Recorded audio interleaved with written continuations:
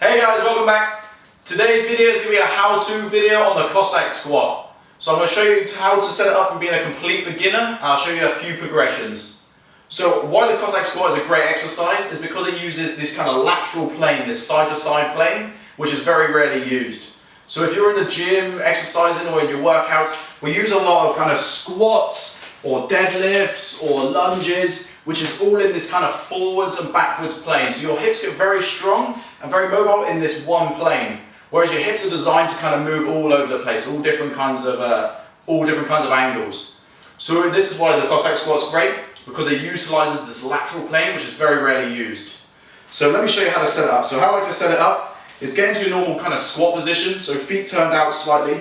You're going to squat straight down to the bottom of your squat, stick your hands on the floor. From here, you're going to take one leg out, completely straight with your toe pointed to the ceiling. So use your hands to stop you from falling over. Put your foot flat on the floor, stand up, and this is going to be the Cossack Squat position.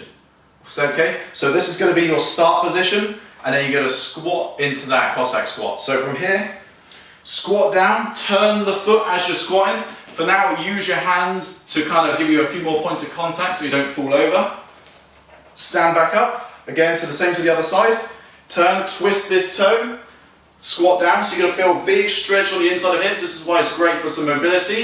And you're going to sit into this other leg. Come back up. So let me show you from the side. So from here, again, same position.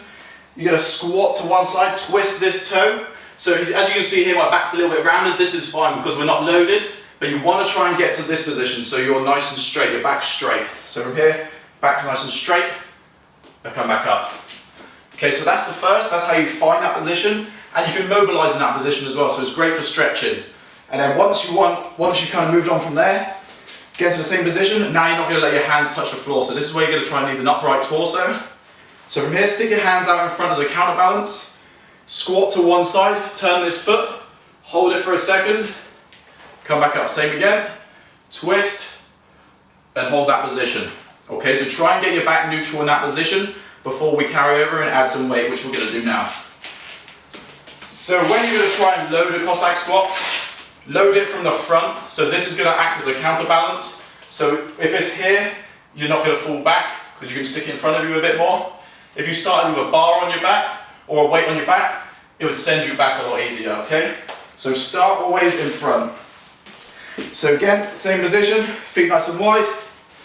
Flip the kettlebell up so it's nice into a goblet position.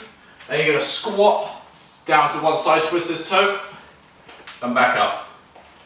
Twist, and back up. So what that looks like from the side. So you'll notice my back is very straight because we're loaded. From here, sit, and up.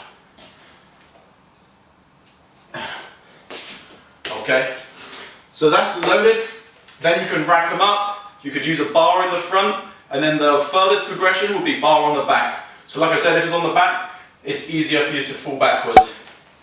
So stick the Cossack Squat into your program. Let us know what you think. Cheers guys.